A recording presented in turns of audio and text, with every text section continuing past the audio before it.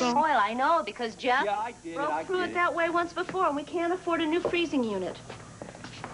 It seems to me my whole purpose in life is to be blamed for everything. Oh, that's a useful purpose. Jeff. I do hold you responsible for not getting those storm windows up before now. I told him he better. Nobody else did either. Don't I get any sympathy for having a sore leg? Poor Jeff. Poor Jeff's sore leg doesn't keep him from dating. Charlie, I asked you to take the rest of this chicken over to Mrs. Seneff. Now it'll go bad. Oh, sorry, Miss Kay, I forgot. I'll pay for it. Paying for it is beside the point. When I think of the number of hungry people in the world... Give him a loaf of Jeff's bread. There's enough of it. You still haven't found your own baseball card? He bought 6 loaves today before he found out that they weren't putting the cards in till next season. I can't believe you're making jokes about hunger. We're not joking about hunger, Ann. We're just joking. I fail to see the humor. Because you're tired. Of course I'm tired. I'm the only one that takes any time to do anything right around here. Apparently, I'm the only one that takes anything seriously.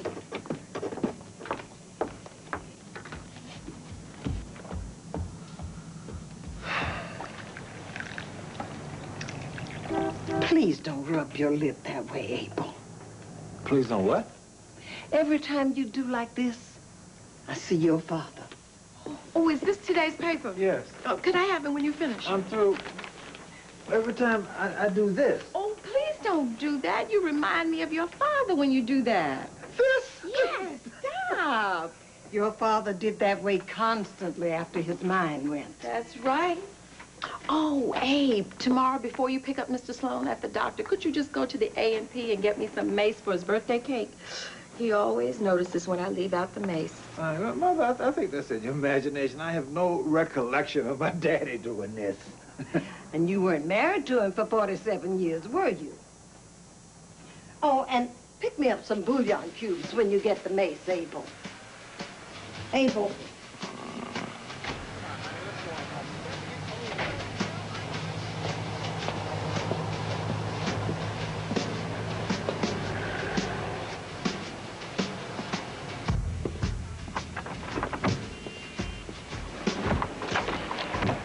How was your physical exam, sir? I don't know how he made it through medical school. The man's an idiot. And his equipment, for heaven's sakes, doesn't even work properly. His scale's easily 10 pounds off. I'm sorry to hear that, sir. I don't know who has professional standards nowadays.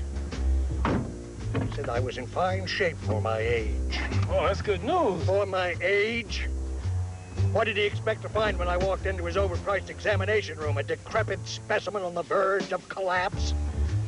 You're in fine shape for your age. The nerve of some people, just because I'm turning 49. At least 49 isn't 50. But it's my 50th year. I beg your pardon? The first day of your life is the beginning of the first year of your life. So when you're 1 year old, you've completed your first year and begun your second. So your 49th birthday is the beginning of your 50th year on Earth. I hadn't thought about it like that, sir. How old are you? 50. So you're actually starting your 51st year.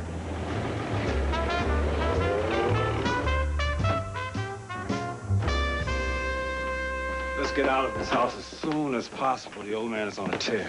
About what? He's worried about growing old. Oh, he gets that way every year on his birthday. Worse this year than I've ever seen it. I don't know why people just can't take growing old in stride. Neither do I. Oh, where's the mace? You forgot. And your mother's bouillon? We'll pick some up on the way home. Yes, we will. What was that tone for? No tone, just stating a fact. We will pick some up on the way home. You think I'm losing my memory? I heard that in your tone of voice. Well, if you heard that, Abel Davis, you'd best get your hearing checked. And your memory. What? What did you say? I said we better hurry up before the store closes. What time is it? 7:15. Oh, I'm so tired. I don't know what's the matter with me. What's the matter with you is that you're so tired. Sleep late. So many things to do.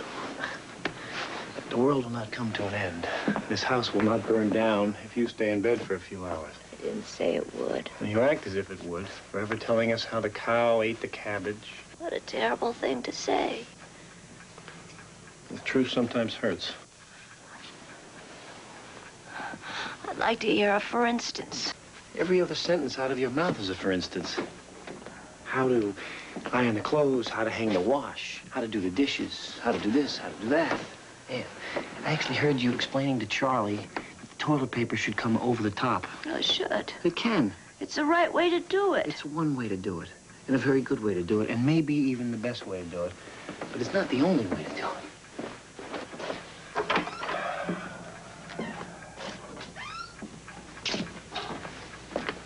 You're no great shakes to be around when you're tired. Get some sleep, please.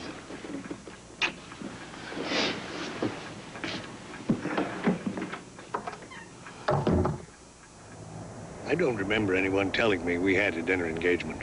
Oh, I distinctly remember telling Abe to tell you. I don't distinctly remember Abe telling me. It must have slipped my mind, sir. Here we are. Where are we? Pearl Roadhouse. I don't want to eat here. Sure you do. I can say with absolute certainty I don't want to eat here.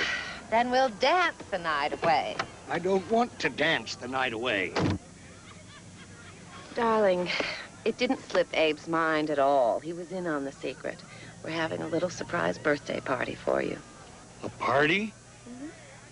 I don't want one. In there? Well, it was a very nice gesture, but if you had told me you were planning a party, I would have told you not to have it here. If we had told you, it wouldn't have been a surprise. And the last time you were here, you had a wonderful time. The Leveres and the Hilbrecks are already inside.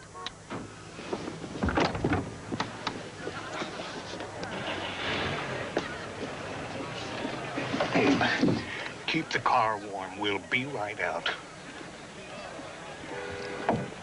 Park the car and get yourself something to eat. Now, Michael, act surprised and try to have a good time.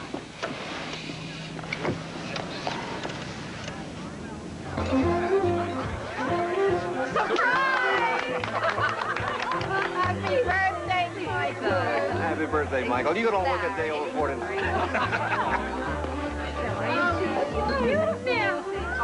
Thank you, Larry. Were you surprised? Of course he was surprised. You had no trouble finding the place. Oh, good. I'm glad you're all here. What'll it be, folks? Oh, do you think that your bartender could make a palatable martini? I'll guarantee it. And you, sir? Scotch on the rocks. Oh, it's your birthday. Make it a double. Make it your best. Double Scotch rocks. 12 years old. Happy birthday, sir. Thank you. Oh, boy, he's a jolly good fellow. What? Yes, right away. I'll cover for me. I've got to get out of here. Any other night I would, kiddo, but that was Ann on the phone. She's sick at home and there's no one else to look after her. So wish the fat cat a happy birthday for me, will you?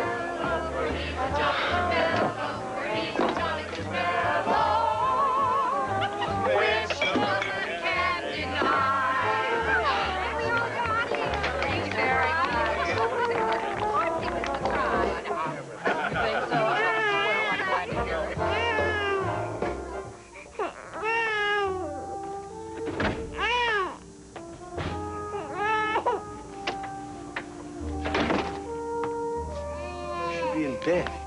Could get up the stairs. Oh, shit. You're okay. You're okay. Come here. Oh. You're okay. Oh. Mikey needs a new diaper. What's the matter, Mother? Don't scare the baby. Ann, you're scaring me. What's the matter? I have a fever and hardly any strength at all.